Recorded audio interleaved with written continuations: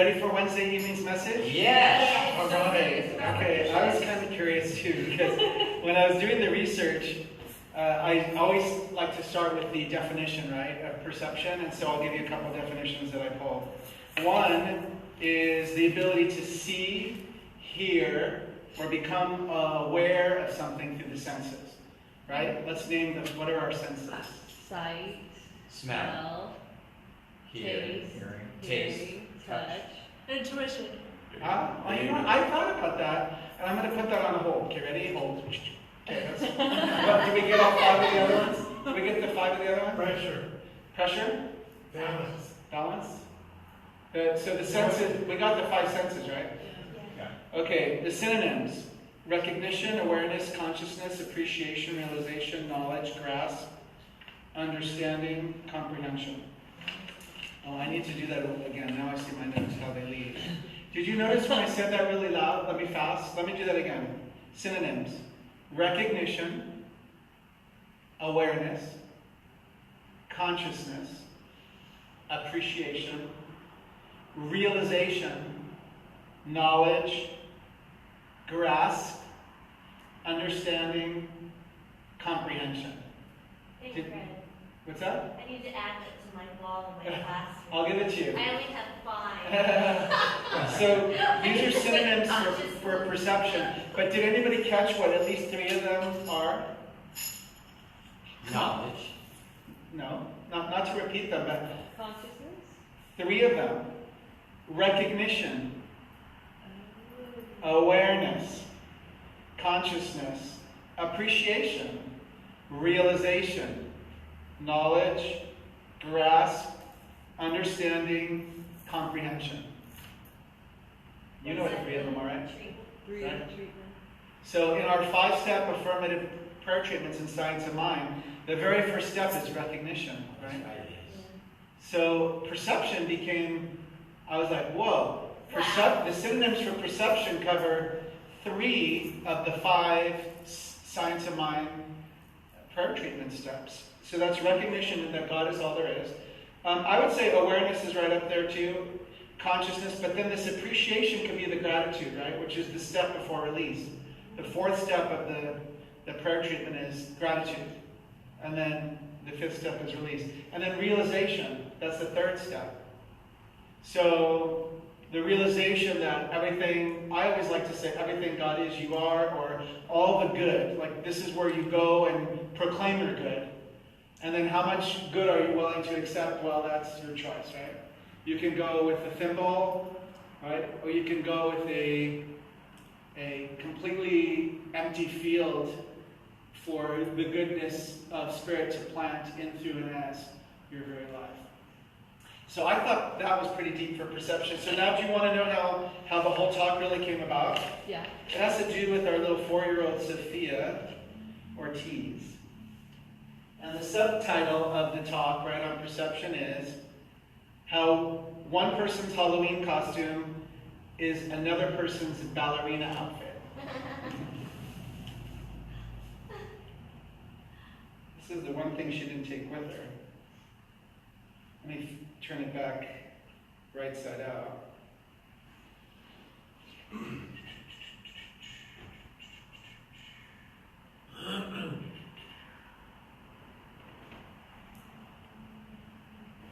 Can you see it?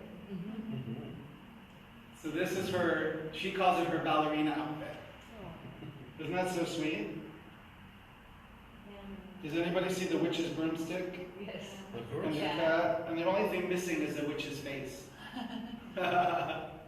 So when I saw that and knew that she wanted to wear it, it really touched me because as a practitioner, you know, one of the real thing that we're taught is how to see past anything that we think we see in the physical, right, to the spiritual perfection. And so this was really moving to me because if that's her ballerina outfit, that's cool. That's what she knows as her ballerina outfit. And another person may say, well, that's really a witch's costume, right? But to her, that's her special. That's her ballerina outfit. And so it really moved me and touched me at a very deep level because sometimes as practitioners, we're called to just be reminded that there's a spiritual perfection that's beyond anything in the physical that we see. So it really doesn't really matter much what's before us if we just go to perfect God, perfect man. That's really the teaching. That's the simplest way. Can everybody just feel that with me? Do you feel it? So if you just, let's just say it out loud. Perfect God, Perfect God. perfect man. Perfect man. So if you just know that, then I think you're very far ahead. Because to me, that's the shortcut to a perfect spiritual realization, or the most powerful prayer treatment, either that you can make on your own or that you can accept about yourself. Because it's really how we perceive it, right? So sometimes when we're in such deep or great pain, we may not be as open or aware to be able to receive, because our pain may be blocking good from reaching us. And at the same time, I want to say, I think we can use the pain as an inspiration, just like the seed must go through great pain to burst and come up, right, and sprout out through the dirt. Have you ever seen plants that they come through a rock, they come through a sidewalk, right? Or then you wonder, how do they ever get a drop of water and yet they thrive? It's because they're intelligence, just like your intelligence. And so this whole topic of perception for me was huge. And then I wrote down some other examples. I'll go through some of them now. So there was this, when I used to work at this accounting firm, I was the assistant director of human resources in a regional office, and so it was a big job, and it was multiple offices. I was in downtown LA. We had Century City, Long Beach, Orange County, and I don't know, there was a couple of other places that we had. And there was the boss of me. At one time, I remember him saying this, like, perception is reality. And I'm like, what? Right? Have you heard that before? Sometimes, what does it mean to you guys when you hear that? Perception is reality. That's the first time I heard that, and I worked there from like 87 to 95, I think it was, something around there, about 8 years. Well, Picasso said everything that can be imagined is real, so therefore what we perceive as what we project outwardly into imagination, that's what we see as inventions throughout our life. Buildings, new models of cars, technology, we perceive that we can achieve something, and therefore we absorb it, and therefore we internalize it and project it outward into our field of influence. That's beautiful. I mean, that's a very higher level philosophical response. I agree. And that may be like a Disney Imagineering, right? Yeah, exactly. Right, exactly. Okay, mine's real basic. Everybody has their own perception, so there must be a million different realities. Yeah, okay, good. So let's repeat that louder. So everybody has their different perception, so there must be a million different realities. So like Sam grew up in a big family, and when the brothers and sisters are together and they're talking about an event, Yeah, everybody has a different way of seeing it. okay. So their realities are all different. So is it hard to get an agreement on certain things, or a Yeah. consensus? Yeah. Okay. So for me, I mean, when he was saying that to me, I mean, it was not very deep at all. Like, Ellen, you went so far philosophical, and it's perfect, because I wouldn't expect that from you. For him, sometimes it's just, I like you, I don't like you. You're this or you're that. You're qualified, you're not qualified. Sometimes, and I remember back then, hiring one of my other bosses, and I remember at the lunch I ordered shark, and then key lime pie at Steps on the Court, and then I said, you have to be able to be one of these to survive in this environment. That's what I needed. But it was basically, I felt sometimes if they had what was perceived as a better reality in that time, it was a much different time in the workplace. I don't think it mattered if you were as intelligent or smart. It sometimes, and back in that day and time, it mattered more, that you might have had a wife, kids. You might have been able to be political, right? You might have been able to, climb the corporate ladder. I think that's part of what I was being told. There was one time that I think you'll appreciate this, because as busy as accounting people are, I remember getting a review inside the bathroom at a urinal. You're like, dude, what are you doing right now? And he's talking, the guy's talking to you, and I'm like, you could have just told me that, when we had a meeting in your office. Like they're actually having a meeting while we're in the restroom. What? It was weird. And it was a little weird. And it was like saying something that he wanted to say, but he they didn't, because it's weird. I love accounting people, and I'm also perplexed by that. Because sometimes they get so busy that they don't understand just like normal, like what would be, like come out of the shell or your hole or whatever you're doing. Like they're so analytical sometimes that they can be brought out. Not all of them, I'm just saying some of them. So it was weird that he would choose a time like that to make a comment that he could have made when we were just sitting in a meeting, like face to face. It was just weird. So that was one of the things on perception that I wanted to share. Oh, there's another really good story. This is crazy.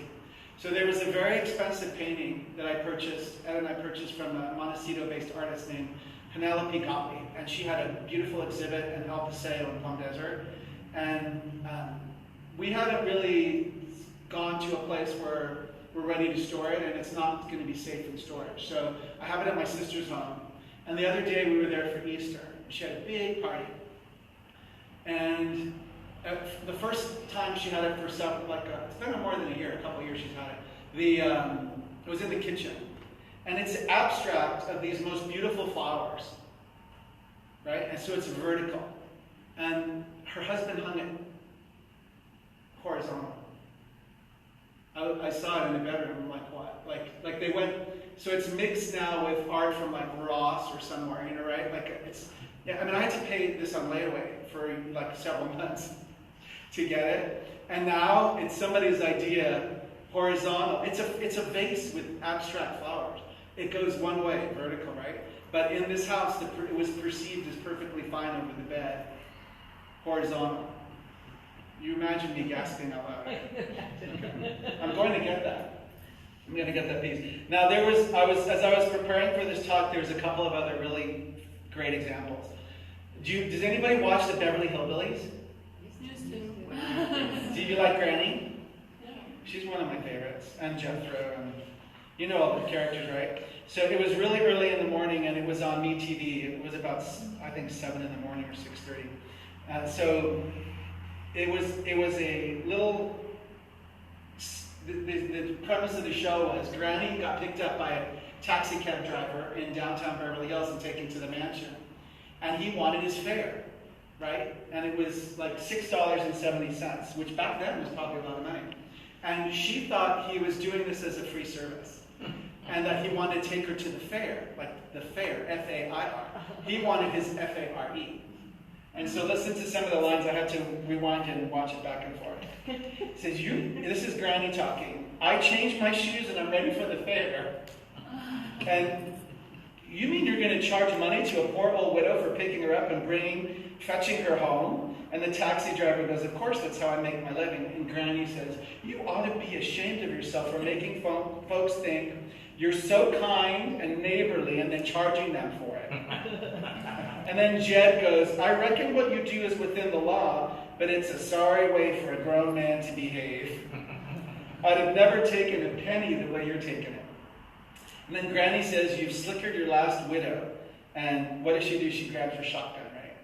And she gets him off the estate property. And then what she said about how nice he was, I love this line. She says, butter would melt in his mouth. He was so nicely nice. So I liked Granny. Okay, so now there's, I think, at least 2 more stories, but I'll just go with maybe 1 more story. I've told this one before. Does anybody remember what I said about the Arco gas station in Palm Springs? No? The minivan? Okay, so perception, if you really boil it all down, it's really us using our awareness, our senses, right, to make an assessment, I think. And so there was this minivan that pulled up. I was getting gas at the Arco on Sunrise Avenue in Palm Springs. It's a very busy intersection, and I think it's Vistachino and Sunrise. And this minivan pulls up, and there's a lady. There's what looks like an abuela type, or the mother, and there's 1 or 2 kids. And she's frantic. I need gas. I need to get to the riverside. He's coming. He's chasing us or something. So my perception was, okay, they needed help. Oh, and I'll pay you back or something. They were making this whole story up. So like back then, this was years ago, I think it was $20 or $25, I just did the gas. I think I either gave them the cash or filled it up. I can't remember. Sometimes when people ask for gas, I actually, when I have my thing going, I just ask them to come to, to put it in their car to my pump. So, wouldn't you know, about 2 weeks later, the same exact thing happened? So it must be what they do all day long. But my initial reaction and my initial perception was that it was totally fine, that this was legitimate. They were literally afraid of somebody and just trying to get to another town. So I bought in. But then the second time I said, oh yeah, you don't remember me.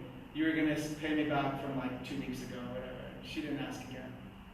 But you get what I mean? I mean, it was in front of the kids. And with like 4 or 5 people in the car. So it was very interesting, but it was perception. It was like, my perception was that they had an urgent need. And my senses were like, well, there's, a couple of young kids and there's no way they could be making all this up. Right? They say, fool me once, shame on you. Right. How about, let's do this. And I know some of you don't listen to the news. Unfortunately, I have been. Well, when the kids were there, they wouldn't let us listen to the news because they didn't like any of the channels, and they thought everything was about the occupant of the Oval Office, who they could not stand, and they just would say no news, no. They would yell, and so we didn't watch news for like a month. And now that they've been gone a couple of days, we're back on a little bit more to listen. Does anybody hear what's happening in Puerto Rico? What happened with the Harvard study that was published in the New England Journal? 4,000. How many? 4,600. Yeah, like 4,645. The Uh-huh. official count on our government's record of the deaths is like 64 people due to Hurricane Maria. And the actual total with the 6-week study from Harvard is more like 4,645. They think could be as high as 84 to 8,500. And 1/3 of those people died due to lack of medical care. Now, some of that reason that that's important is because a doctor had to certify that their death was caused by Hurricane Maria. And then those people would be entitled to federal funds for funerals and burials. Okay, and then I don't think we really need to talk about Philadelphia and Starbucks, right? And Rosie O'Donnell's tweet. Do we know? We don't need to talk about all that. Okay, good. So let's pass the basket. No, I'm kidding. I'm almost done. I mean, did you see the power of perception now? So I guess the reason I wanted to bring up perception, because I thought it was so beautiful that there's no witch's face on the outfit, right? And she could look past the broom and the cat. Is that a bat? Those are the shoes. Is it the shoes? Oh, yeah. Yeah, those are the shoes. So just the face was missing. And it was good enough to make it a ballerina outfit. So I thought, gosh, if you could get a lot of spiritual wisdom from hanging around kids. I bet you Dr. Gary, you know that well, right? Isn't it amazing? Yes. Because it's so pure. They haven't yet forgotten their source. They haven't had enough time yet to have it shaken out of them. Right? It's amazing. They It's haven't just eaten the amazing. apple yet. What's that? They haven't eaten the apple. Right. They did not eat the apple. Right. They did not drink the Kool-Aid. They're not self-conscious. Right. They're not self-conscious. Right. They did not watch Fox News. Right. They give you a break. Right. Mm-hmm.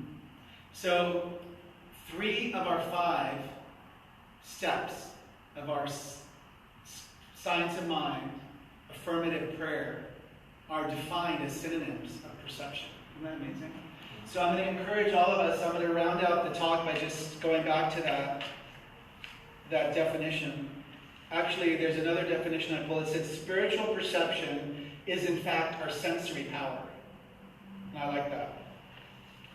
And I just want to go back to the synonyms. Recognition, awareness, consciousness, appreciation, realization, knowledge, grasp, understanding, and comprehension. I think all those are amazing spiritual tools. And I say to you, and so it is. That's Okay.